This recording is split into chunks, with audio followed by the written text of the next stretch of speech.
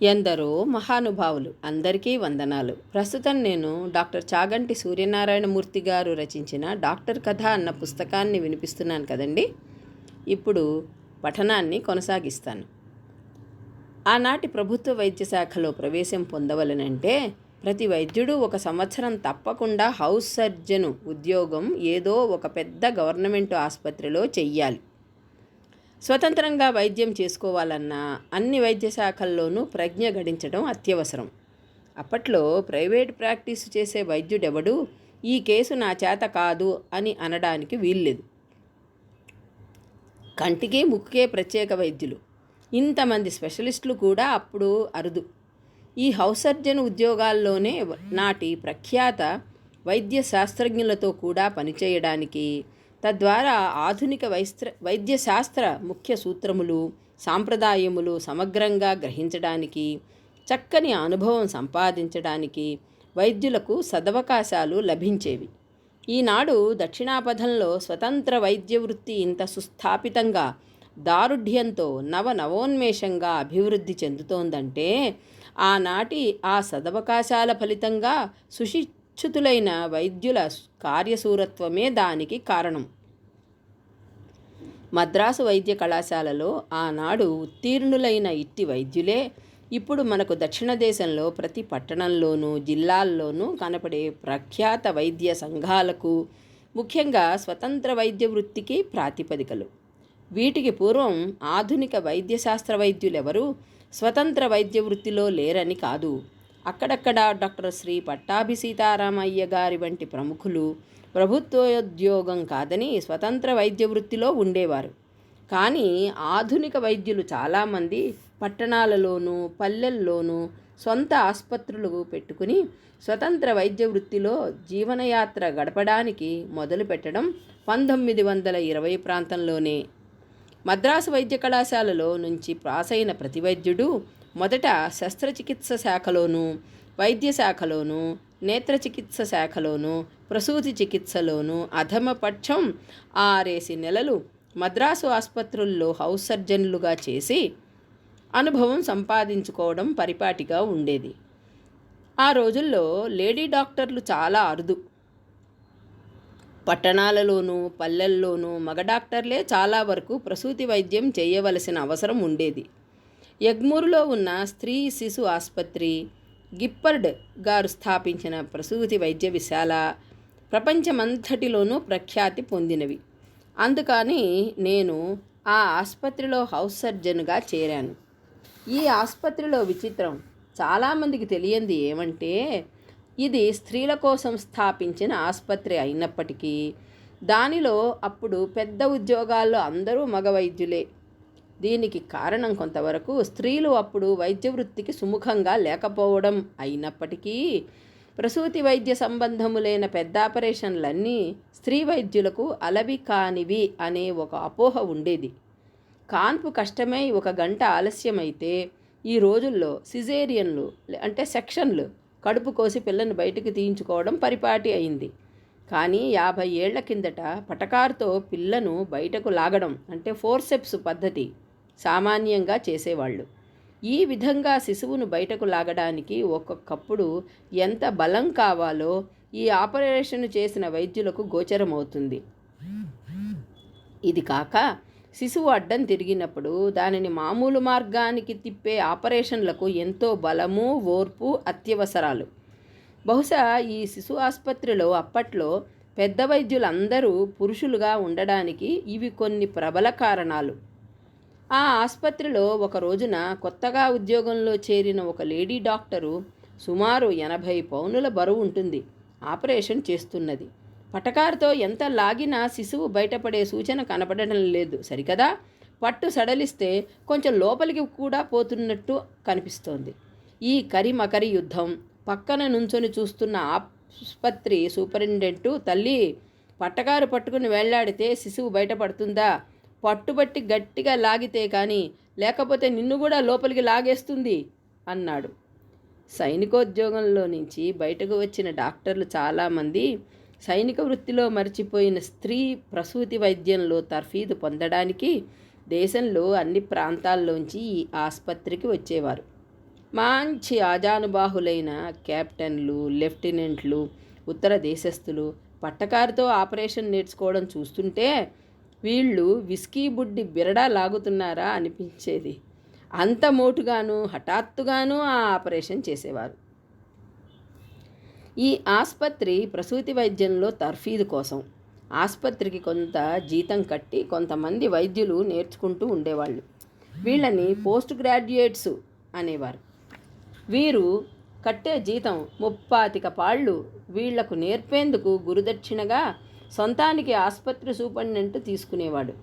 ఈ కారణంగా ఆసుపత్రిలో ఆపరేషన్లు చాలా వరకు వీళ్ల చేతనే చేయించాలనే షరతు.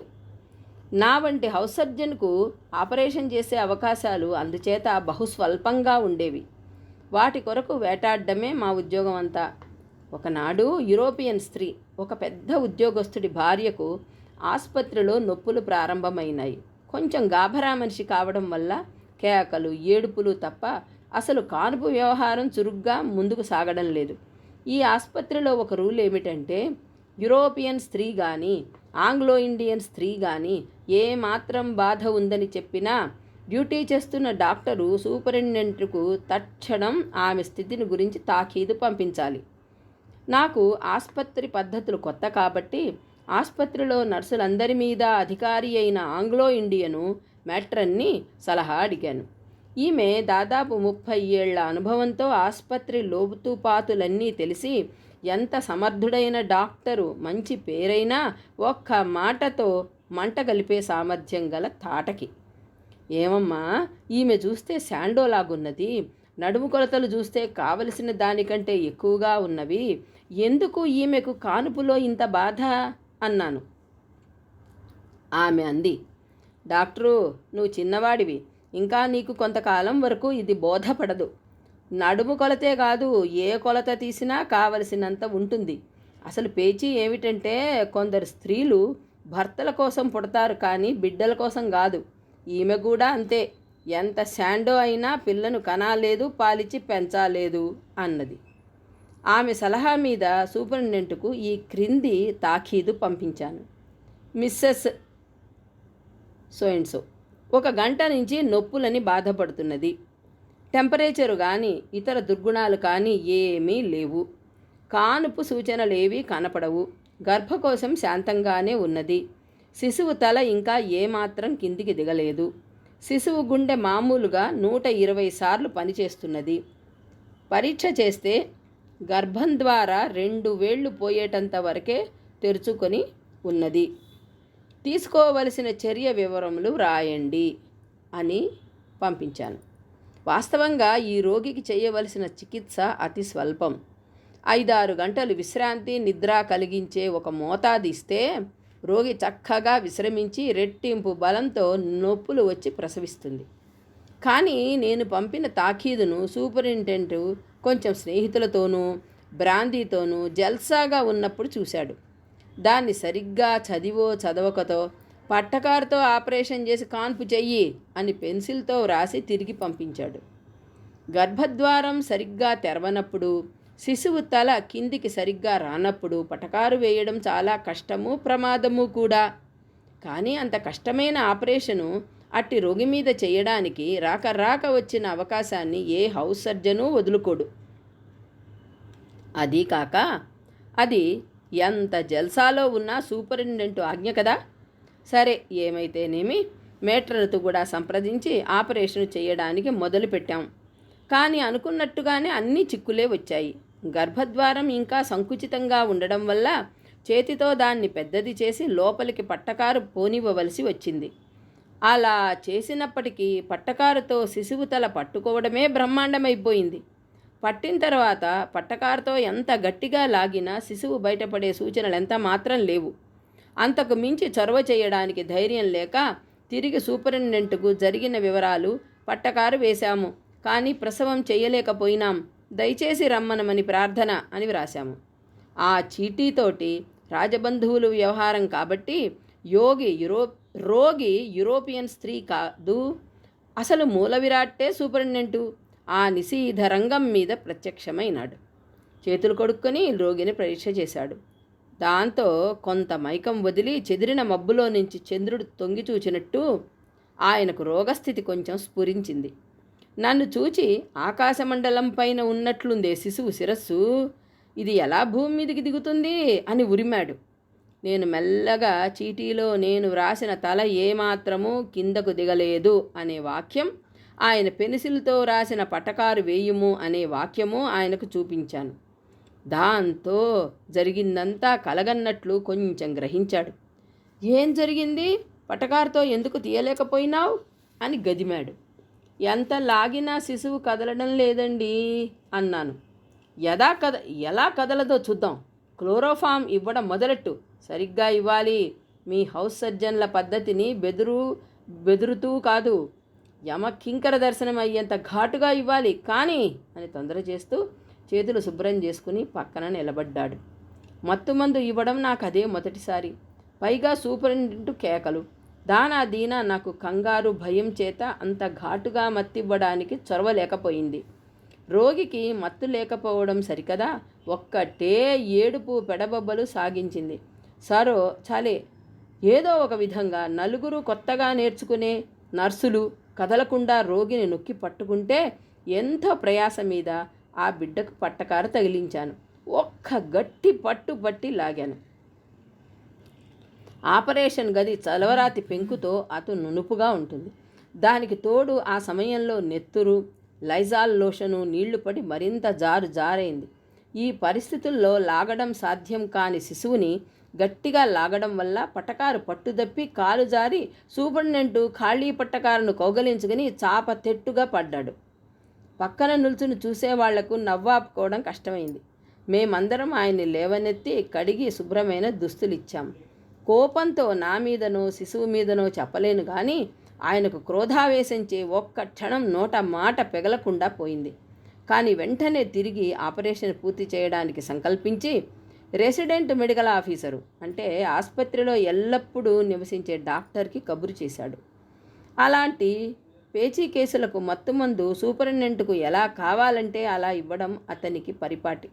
ఆయనొచ్చి కథంతా అవగాహన చేసుకుని కొద్ది నిమిషాల్లో రోగికి బాగా మత్తు పెట్టి ఆపరేషన్కు తయారు చేశాడు. సూపరింటెండెంట్ రోగిని టేబుల్ చివరకు తీసుకొని వచ్చి రోగి కాళ్ళు కిందకు చాచి వేళ్లాడేట్లు చేయమన్నాడు. అప్పుడు పట్టకారు తగిలించి బలిష్టంగా లాగడంతో శిశువు బయటపడింది. కానీ తల్లి యొక్క అవయవాలు చాలా గాయపడ్డాయి. రంగమంతా నెత్తురు మడుగైంది. ఈ బీభత్సం చూడలేక కొత్తగా పని నేర్చుకుంటున్న ఒక నర్సు మూర్ఛపోయింది. దీన్ని అవతలికి ఈడ్చేయండి అని కేక పెట్టి దుమదుమలాడుతూ జరిగిన అవకతవక చండాలం సరిపెట్టడం రెసిడెంట్ మెడికల్ ఆఫీసర్ నెత్తిమీద నా నెత్తిమీద వదిలిపెట్టి లేచిపోయాడు. అదృష్టవశాత్తు తల్లి పిల్ల బతికారు. తల్లి మాత్రం చాలా దెబ్బతిన్నది. పిల్ల పైకి బాగానే ఉంది. పైకని ఎందుకు చెప్పానంటే ఇంత కఠినమైన కానుపు ఆపరేషన్లో బిడ్డ తల ఎంత దెబ్బతిందో ఇప్పుడు చెప్పలేం. ఇప్పుడు పైకి ఏమీ కనపడనప్పటికీ ముందు దాని ఫలితం కనపడవచ్చు. మా ఘాతుక చర్యలన్నీ తట్టుకొని 9 పౌండ్ల తబిసి లాంటి ఆడశిశువు గంట కొట్టినట్లు ఏడ్చింది. ఆయుర్దాయం బాగా ఉంది. అలా ఉంటే డాక్టర్లు ఏం చేయగలరు? సర్వసామాన్యంగా ఈ ఆసుపత్రి సూపరింటెండెంట్లు అతి సమర్థులైన ఐఎంఎస్ ఆఫీసర్లు ఉండేవారు, ఏ ఒక్కరో తప్ప. వీరందరూ చాలా విజ్ఞానవంతులై అత్యుత్సాహపూరితమైన సేవాధర్మంతో వ్యవహరించేవారు. రోగులను హాస్యగర్భితమైన మాటలతో సంతోషపరుస్తూ ధనవంతులైన రోగుల కోరికలు ఎంత అసందర్భంగా ఉన్నా వాటిని నవ్వుతూ తీర్చేవారు. ఉదాహరణకు ఆపరేషన్ రంగంలో రాహుకాలం, గుళిక కాలం చూసే పంచాంగం రోగుల చాదస్తం తీర్చడానికి పెట్టేవారు. ఒక్కొక్క రోగి రాహుకాలంలో ఆపరేషన్ చేయవద్దని ఆసుపత్రిలోంచి పారిపోవడం జరుగుతూ ఉండేది. సూపరింటెండెంట్ శిశువులంటే అతి ప్రేమ శ్రద్ధ కనపరిచేవాడు. ఒక్కొక్క సమయంలో అదే ప్రమాదంగా పరిణమించేది. ఒకరోజు రాత్రి ఆ రోజున సూపరింటెండెంట్ ఆపరేషన్ చేసి తీసిన బిడ్డ ఒకటే ఏడుపు సాగించింది. ప్రతి రాత్రి తాను ఆ రోజునే ఆపరేషన్ చేసిన రోగులను చూసి వెళ్ళటం సూపరింటెండెంట్కు అలవాటు. ఆ పిల్ల ఏడుపు విని ఆయన నర్సుని పిలిచి ఎందుకు గోల పెడుతోంది అని అడిగాడు. నర్సు, పిల్ల మలమూత్రాలు సరిగ్గానే అవుతున్నాయి. కొన్ని నిమిషాల నుంచి అలా ఏడుస్తోంది, ఆరోగ్యంగానే ఉంది అని చెప్పింది. ఆయన ఇంకా ఇతర కేసులు చూడడానికి పోయి మళ్ళా తిరిగి వచ్చేటప్పటికి కూడా బిడ్డ ఏడుస్తూనే ఉంది. సూపరింటెండెంట్ యొక్క ఈ అర్ధరాత్రి గస్తీలు డాక్టర్కు, నర్సులకు గండగత్తెరగా ఉండేవి. ఆ రోజున ఆయన అతిశ్రద్ధతో పాటు కొంచెం తాగుడు జోడించటం వల్ల బిడ్డ నిద్రపోవడం లేదు, నల్లమంది ఇంజెక్షన్ ఇస్తాను అని నర్సును ఇంజెక్షన్ తెమ్మన్నాడు. పాపం, అది బిడ్డకు ప్రమాదం అన్న మాటే జ్ఞప్తి లేదు. సూపరింటెండెంట్తో కూడా వస్తున్న మేట్రను నర్సులపై అధికారి ఈ నిషేధ ఘట్టాలు పరిష్కరించడంలో అందెవేసిన చెయ్యి. ఆమె వెంటనే నర్సుని పక్కకు పిలిచి, నువ్వు బయటికి పో, భద్రంగా సూపరింటెండెంట్ ఇంటికి పోయి నిద్రపోయే వరకు తెల్లవారిపోయినా సరే ఇక్కడ మాత్రం కనపడకు అని పంపేసింది. కొంచెంసేపు ఉండి సూపరింటెండెంటు నల్లమందు ఇంజెక్షన్ ఎక్కడా అని ఉరిమాడు. మేట్రను నల్లమందు ఇంజెక్షన్ కోసం నర్సు స్టోర్కు వెళ్ళిందండి అన్నది. సూపరింటెండెంటు ఆపరేషన్ కేసులున్న వార్డులో నల్లమందు ఇంజెక్షన్ లేకపోవడం ఏంటి? ఈ ఫ్లారెన్స్ నైటింగేల్ని సస్పెండ్ చేయండి అని బైఠాయించుకుని కూర్చున్నాడు. కొంచెం సేపు అయింది. అంతసేపు దురదృష్టవశాత్తు బిడ్డ ఏడుస్తూనే ఉంది. తొందరలో సూపరింటెండెంటు, ఏం మేట్రన్, నల్లమందంటే గసగసాల చెట్టు ఇప్పుడే మొలేసినట్టుందే, వెధవ ఇంజెక్షన్ తేవడానికి ఇంతసేపేంటి, నువ్వన్నా వెళ్ళి తీసుకురా అన్నాడు. మేట్రన్ నాతో చెవులో రహస్యం చెప్పి అదృశ్యమైపోయింది. 15 నిమిషాలైంది. అంతసేపు సూపరింటెండెంట్ బోనులో పెద్ద పులిలాగా వరండాలో పచార్లు చేస్తున్నాడు. పిల్ల కొంచెం ఊరుకుంది. నేను ఇలా అన్నాను, తమ సెలవైతే ఆ ఇంజెక్షన్ నేను ఇస్తాను, తమరు వెళ్ళండి అన్నాను. సూపరింటెండెంట్ అన్నాడు, ఈ వెధవాసుపత్రిలో ఏ వస్తువు ఆఖరికి నర్సుల చీరలు, రవికలు కూడా ఉండాల్సిన చోట ఉండవు. ఆ ఇంజెక్షన్ తక్షణం ఇచ్చి ఆ నర్సు మీద ఫిర్యాదు పంపించు అని గొణుక్కుంటూ వెళ్ళిపోయాడు. నిమిషంలో బయట దాక్కున్న మేట్రను, వార్డు నర్సు వచ్చారు. అప్పటికి పిల్ల చల్లగా నిద్రపోతోంది. మర్నాడు ఉదయం డ్యూటీ చేసిన తర్వాత నేను గదిలో విశ్రమిస్తుంటే సూపరింటెండెంట్ చెప్పకుండా వచ్చాడు. నేను గుడ్ మార్నింగ్ సార్ అన్నాను. Superintendent, good morning. అబ్బాయి, నిన్న రాత్రి ఆ నల్లమందు ఇంజెక్షన్ ఇచ్చావా? నేను అన్నాను, దొరకలేదండి, ఇవ్వలేకపోయాను అన్నాడు. సూపరింటెండెంట్ అన్నాడు, నువ్వు ఇవ్వకపోవడం భగవత్ కటాక్షం అని నవ్వుకుంటూ వెళ్ళిపోయాడు. ఆసుపత్రిలో హౌస్ సర్జన్ నిర్వహించవలసిన వ్యవహారం అన్ని వేళలా సవ్యంగా ఉండదు, సవ్యంగా నడవదు. ఒకప్పుడు ఎదురు తిరుగుతూ ఉంటుంది, ఒక్కొక్కప్పుడు బూతులు తినడమే కాకుండా కొట్లాటలలోనికి కూడా దిగవలసి వస్తుంది. ఇక్కడితో ఈ పఠనం ఆపేస్తానండి. తిరిగి తరువాయి భాగంలో కలుసుకుందాము.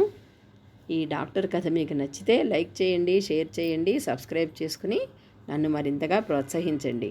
ఉంటానండి. నమస్కారం.